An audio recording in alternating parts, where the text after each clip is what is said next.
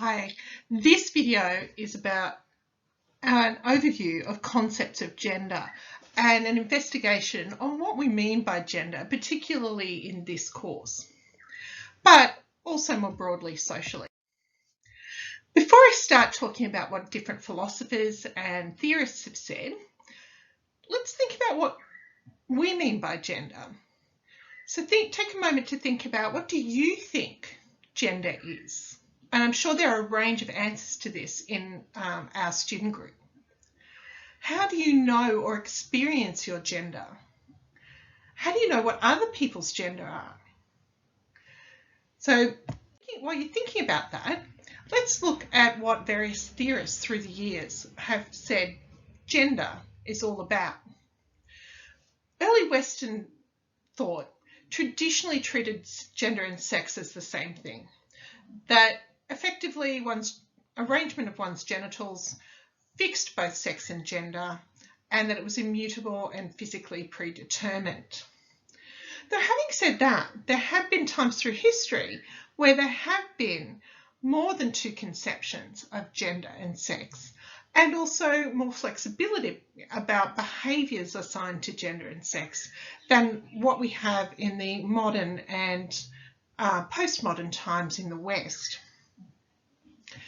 Alcoff has described this view, saying that though genders may have indeterminate borders and some individuals may appear ambiguous, many people believe that if you could just lift a person's skirt or peer down their shorts, the matter would be closed.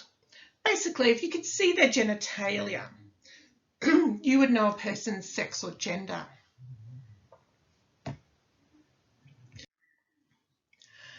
Of course, today, some people still have this view, and others have taken a view that if you could just get a blood sample and look at someone's chromosomal arrangements, that they would argue there are only two and everyone should fall into one camp or another. And this is, of course, highly critiqued by biologists who would say that both genitalia and chromosomes are much more varied than many people assume.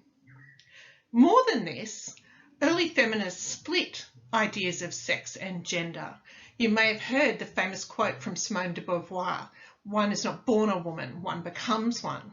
She was talking there about the fact that little girls or people with vulvas are then brought up to express the range of behaviours, views and social positions that society attaches to the category of woman.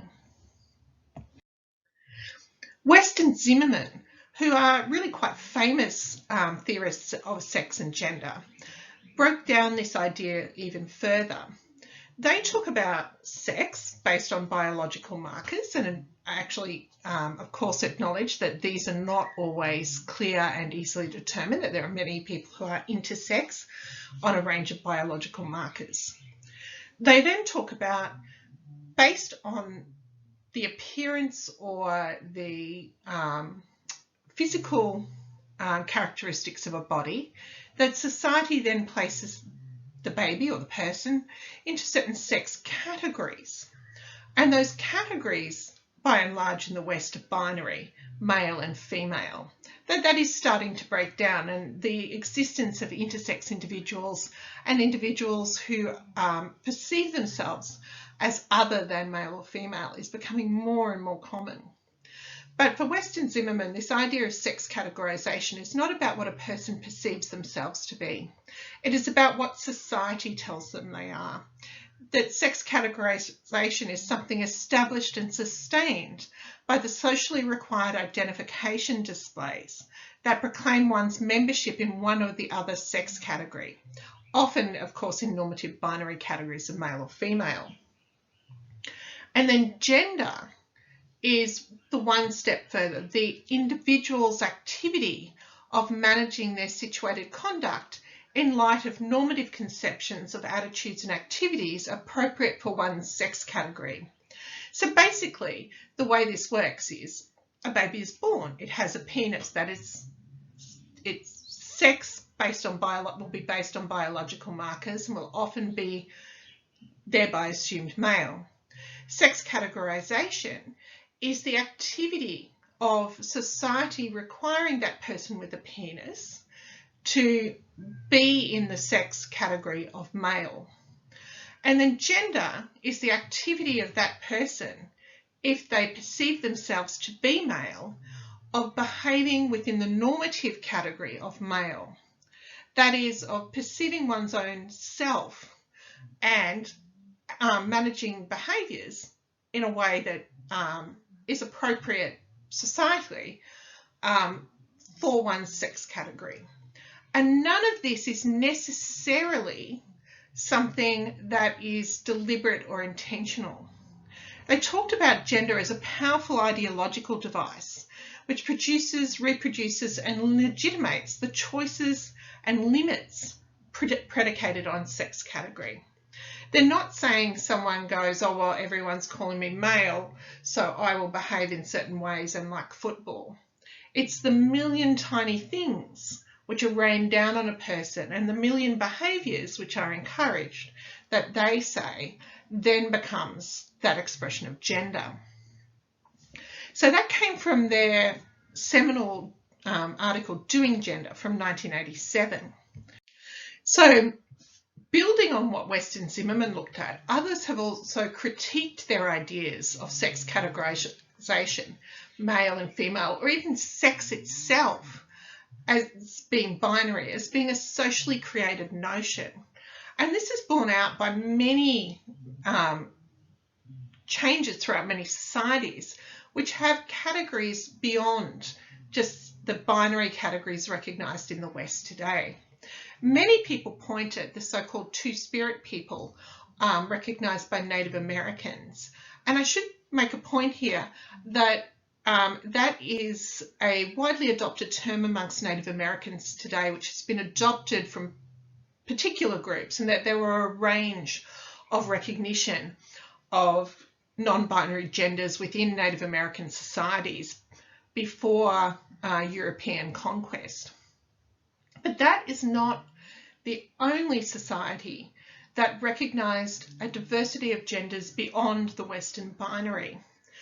You find similar concepts in India, in Thailand, in the Tiwi Islands off of Australia, amongst people from Tonga and the Pacific Islands, amongst people in many, many societies, including in Mexico and South America, amongst others.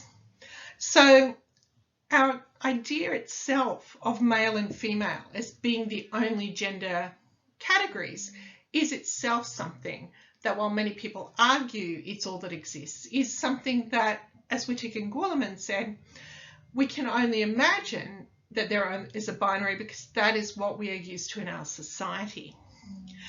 Judith Butler went further, and I will acknowledge here that Judith Butler is someone who people initially were a little concerned about with her discussion of gender as being possibly an anti-trans type of person, but that she has more recently made it very clear that she respects trans women as women and trans men as men, and supports them and sees nothing inconsistent in her work with the existence of transgendered people and the legitimacy of their genders.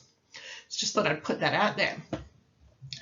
Butler is both a feminist and queer theorist who has looked very strongly at the meaning of gender, but based very much on the work of the mid-20th century postmodern writers, including in particular Michel Foucault.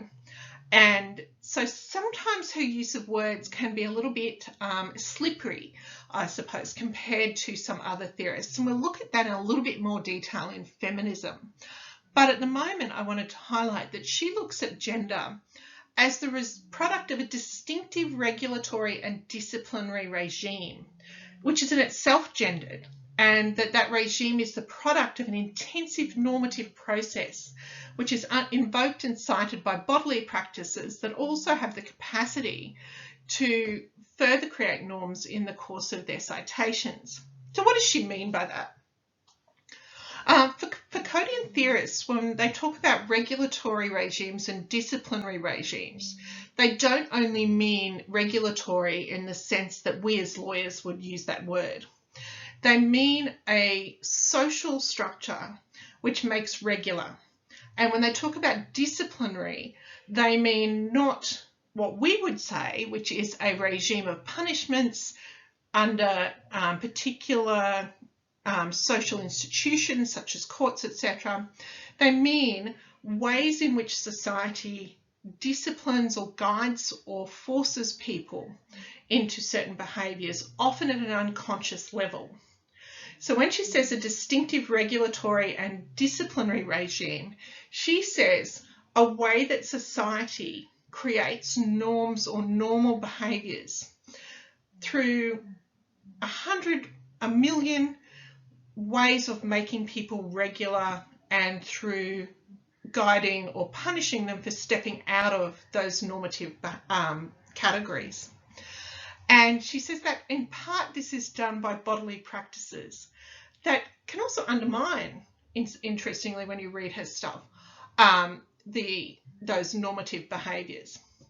So what does she mean by this? When she talks about a distinctive regulatory and disciplinary regime, think of little kids in the park. And if a person who is otherwise identified as a boy was to wear a skirt to the park, what do you think would happen? People would see it as irregular. Some of the kids would be supportive, but a lot of the kids would probably tease that little kid. They might choose not to play with that kid. They may, even if they're kind, treat that child as something other, someone who doesn't fit in. And those are the disciplines, the little prods that try to make that child behave in a more regularized way. And thus, we all learn what it means to fit into certain gender roles, and then we behave based on that. So I know that as someone who is a cisgendered woman, I can relatively easily wear a skirt to the park and I will be comfortable. I will probably, if I'm lucky, maybe even be complimented. But someone who appears to be male may be treated differently in society if they make the same choice. So we've both learned what is appropriate. And then when we decide to wear that skirt, we're either through our bodily practices of what we're wearing on that day or how we cut our hair. I go short, not always the best example of this, but we do that in ways which either are complying with the norms and therefore reproducing them for others to see, or which are attacking or undermining or changing those norms. Think about the way that women started to wear trousers in the early 1900s and how that changed the norms of bodily practices of what it meant to be feminine, so that today we can wear jeans, etc., as women. And maybe in another 100 years it'll be really normal for people who identify as male to wear skirts. But at the moment we're in a socially normative process and regime which puts prescriptions around what men can wear in the form of certain pieces of fabric that we call a skirt. And of course, Judith Butler, coming from that background, is someone who would also say, well, why do we call that piece of fabric a skirt? Why does it have a whole bunch of meanings attached to it, etc.? She very much comes out of that idea of postmodern discourse and the creation of meaning via society.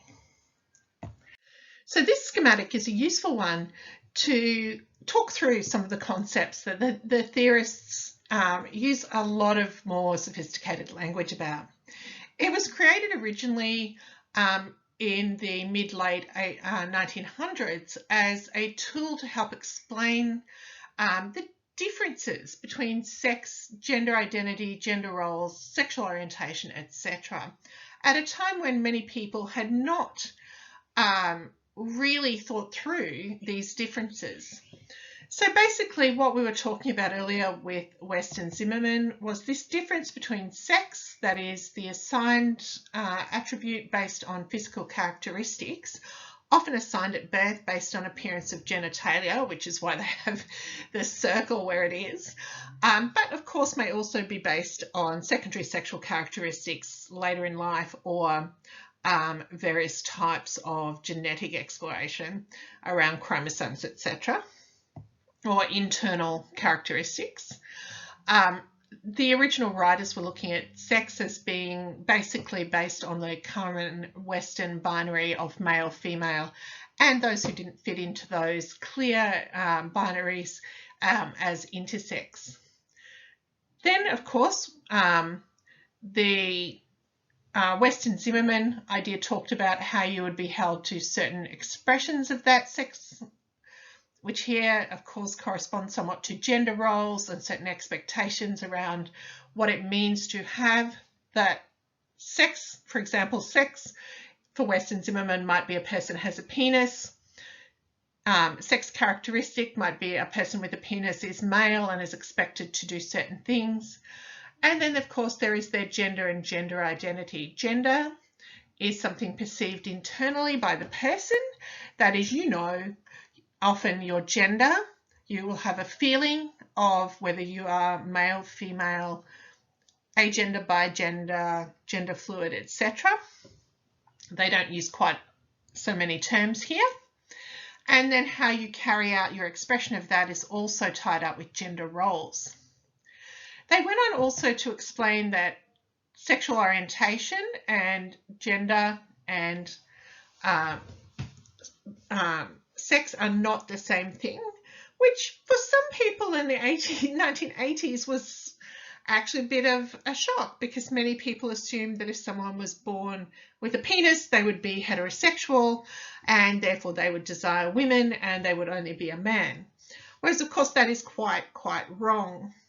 And so the orientation, sexual orientation, is what one desires or perceives as one's sexual preference, how a person, who a person may desire. So a person who is assigned male who desires a person who has a gender identity as male who desires other men, we use the label gay.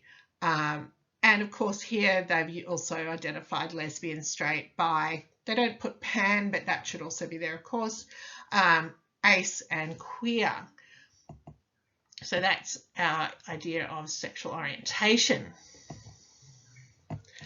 Then we have sexual behaviour, which of course does not have to correspond with orientation. A person who is, for example, gay may still choose to have sex with people of another gender other than their same gender for a whole range of reasons around social safety and acceptance, etc., etc. Or a person who is bi may choose to behave only in heterosexual ways to fit in with society. Or a person who is bi might be in an opportunistically same-sex environment such as a prison and may be comfortable only having homosexual behaviours, or even a straight person in that situation might engage in homosexual behaviours even though their primary desire is for people of a different gender. So really with orientation and behaviour, we're looking at desire versus activity. So for this schematic, it was a useful 101, but of course itself can be quite strongly criticised. As the first critique there, if you remember, Butler talked about that normative regime, that social idea that there are certain categories and that people fit into them and that they will be disciplined for society and regularised by society into those categories. And of course, all of these different areas of the human experience themselves are categories. And then within those categories, there is a limit, for example, in sex. They really only look at sex as being male or female or intersex, or gender identity is particularly lacking at the time that this was created. It didn't mention a whole range of gendered identities. So here they talk about girl, woman, boy, man, and trans. as if trans people are not women or men, which of course many trans people critique, because even though a person may be assigned female at birth, they may be male, and that would be their gender identity. They would be a man rather than a transgender person. Though some people, of course, do identify as a trans woman or trans man, and others have other identities beyond male, female, or trans, including, as I mentioned earlier, agender, bigender, gender fluid, gender queer, etc. Similarly, sexual orientations here, they don't talk about romantic orientations. And today we are more sophisticated around this. We look at the idea that a person may desire one group or type of people, but may also desire romantic contact with that group or different or other groups. So a person might be a lesbian, romantic, bisexual, for example, or a pan-romantic ace person. And so today we would often split romantic interest from sexual interest. So who you want to cuddle and go to the movies with from who you have tingly feelings for. The conception of genitalia and other physical characteristics of being binary as male or female or non-binary as not fitting normative perceptions of male and female is, of course, cultural to our Western culture, and has been heavily critiqued by trans theorists as being quite cisnormative. The idea that a penis is inherently male or a vulva is inherently female is, of course, heavily influenced by a culture which is very based around cisnormative perceptions of bodies, that a person with a penis is male and a man, etc. There are cultures which are not so binary. And of course, we also have gender basically as a binary, and failing to consider gender may not be fixed. So for gender fluid people, bigender people, people who experience changes of gender or become aware of their true gender later in life. And this does happen. People don't always fit the normative story around trans people of when I was little, I always wore the other binary gender's clothing and only wanted to play with toys fitting to the binary gender I was not assigned at birth, etc., etc. There are many people who come to a realization of their gender as a transgender experience, or that they are transgender later in their life, and then are often subject to gatekeeping by people who are looking for that particular cultural narrative. The whole conception of gender as a binary, of course, is a very westernized conception.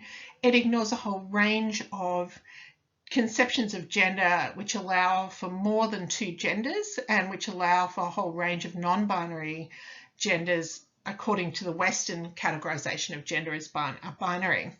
And that's from all over the world, including, of course, you've probably heard of two-spirit people, a term used by many Native Americans, which came out of one Native American culture and has been widely adopted as a term which explains a whole range of cultural perceptions of gender, even though it was not the original term in many Native American societies, but is a sufficient cognate to be used.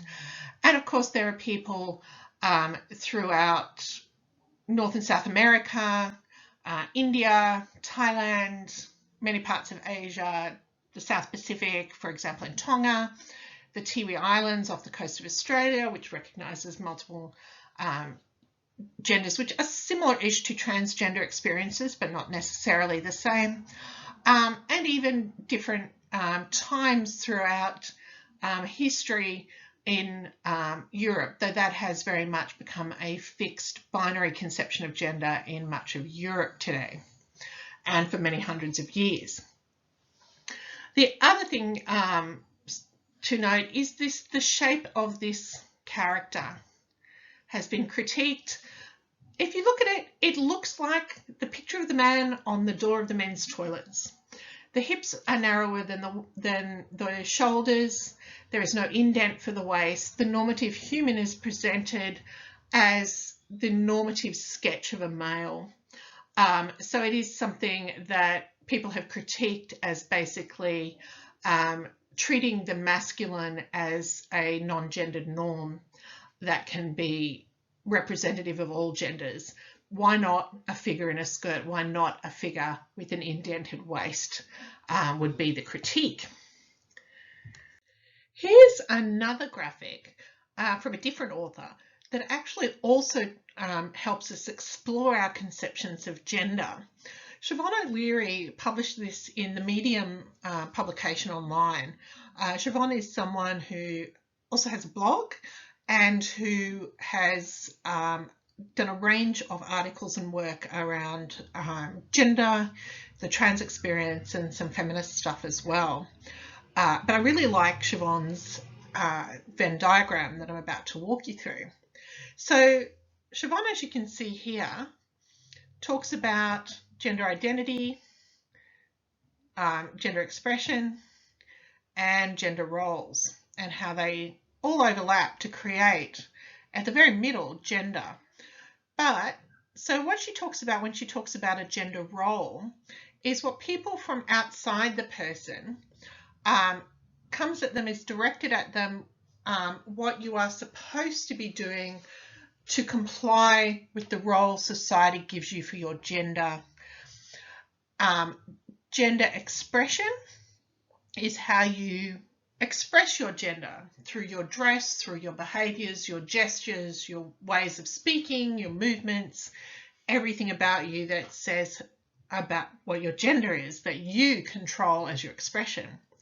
Gender identity is that private, internal, automatic and involuntary feeling about what your gender is. And the three come together so that where someone perceives their gender identity and then uses that social information about what someone with that gender should be doing, then that is internalizing the idea of that gender role and what you should be. So if you're a woman, you internalize society's ideas about how a woman should behave.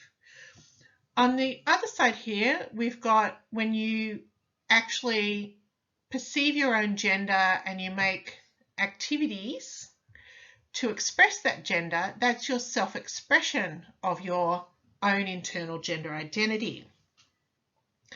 And where that gender expression complies with society's gender role, telling you what you should be doing, that's your gender conformity, which is this bit here.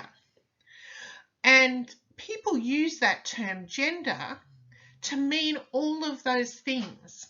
And that's actually something that happens when we start talking about gender. What are we talking about?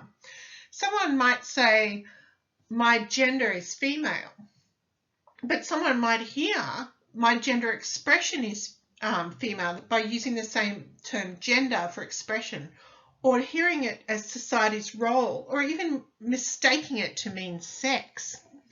So here we have this quite complex overlapping set of things where gender, taken from society's perceptions of it, the internal perception of the person, and the way that a person expresses their gender, all come together to make this complex set of internal, external, social and self experiences and behaviours that we all put together to talk about to mean gender.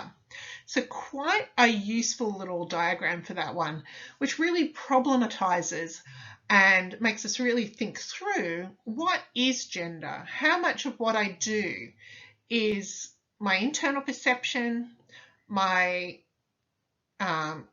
internalization of society's expectations for how that should go with my internal perception of my gender? How much of it is my expression of society's beliefs about my gender, or about my own feelings of my gender and my gender expression? And none of this she is saying is necessarily a wrong or bad thing. She's saying that these are many of the overlapping meanings we give to that idea of gender, and that often we talk past each other by using the same word to mean any or all of these